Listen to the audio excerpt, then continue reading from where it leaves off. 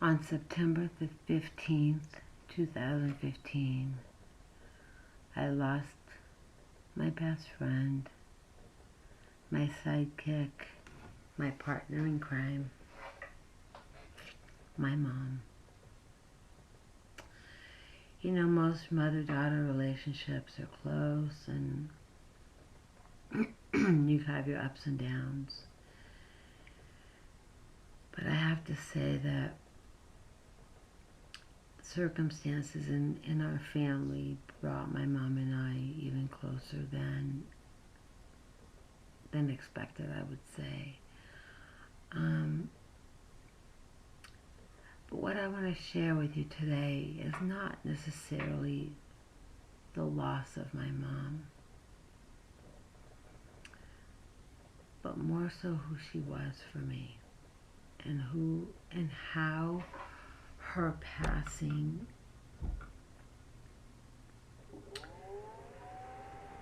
really is a testament of what it means to be present with someone and listening and allowing the person who's ready to go and just providing the space and making them comfortable. My mom went through a series of different ailments, but it got to the point where she was tired of going to the doctor. She didn't want to get one more eye injection. She didn't want to go see one more cardiologist or internist or this or that. She was just tired. And she just kept saying to me, Michelle, I just want to sleep. I just want to sleep. So a friend of mine that I worked with saw how distraught I was because I was basically surviving my life. You know, trying to comfort my mother, trying to work and trying to maintain a house and all of that. And she gave me the number to a company called Mission Hospice. And they come in, they assessed my mom, and they took her on. And basically what they were there for, they weren't there to take care of my mom because that's what I did. They basically they provided me with knowledge and comfort and the ability to keep her home.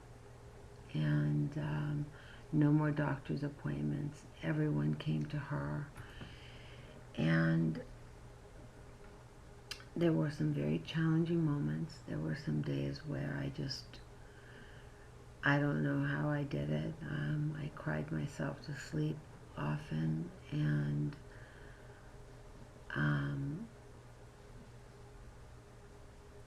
somehow the love that I had for my mom just kept me going. So once we got past the really difficult moments, the difficult days, and when she became fearful and she asked me, she said, Michelle, how are they going to know? How are they going to know to find me? And I said, Mom, they're waiting for you.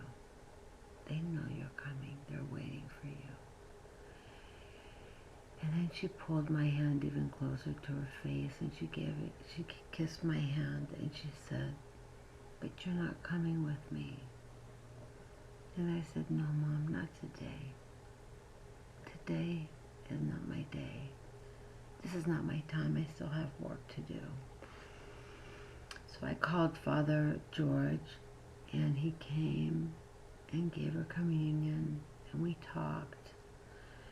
And that seemed to provide her with a lot of comfort and peace. And from that point on, really, she never was fearful again. She just felt that she knew what was happening. The most the most trying moments was when she began to shift and separate from the physical to the spirit world.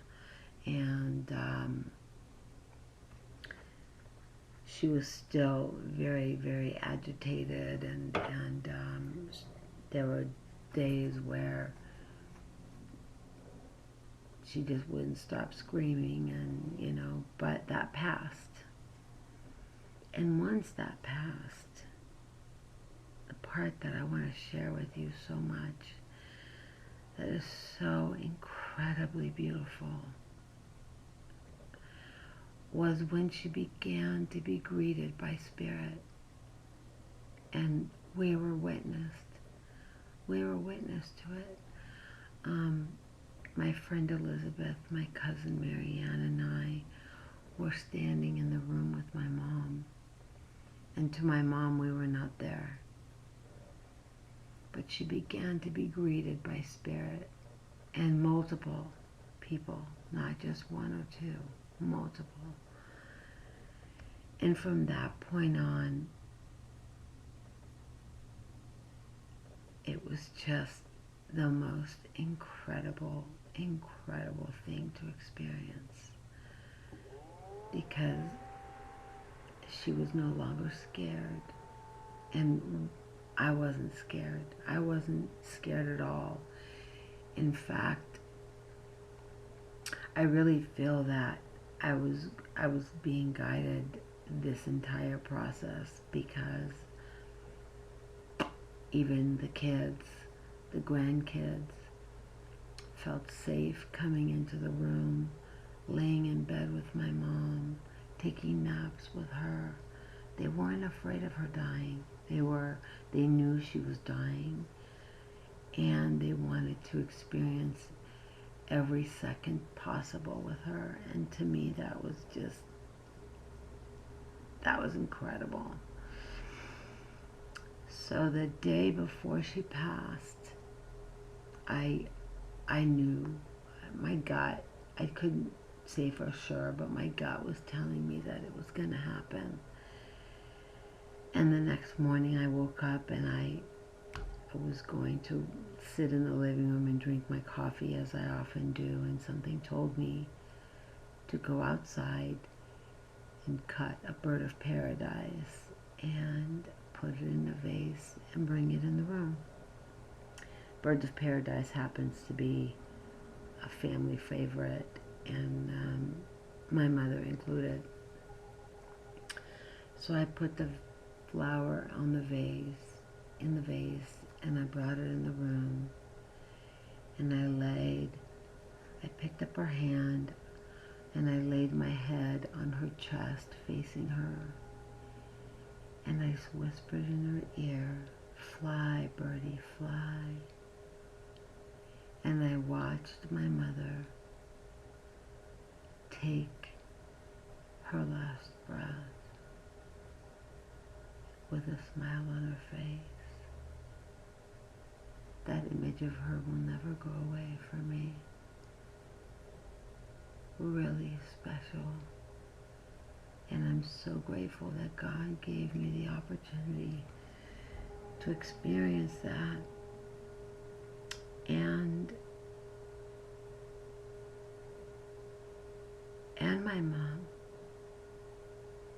my mom wanted me to have that. I'm still discovering why. I'm still peeling all the layers of that experience for me, because there were some very tough days, and Reggie was there for me. Reggie would often come walking in my house at 5:30 in the morning, and I'd be crying, and he would just hold me, and that was that. There was nothing else to say.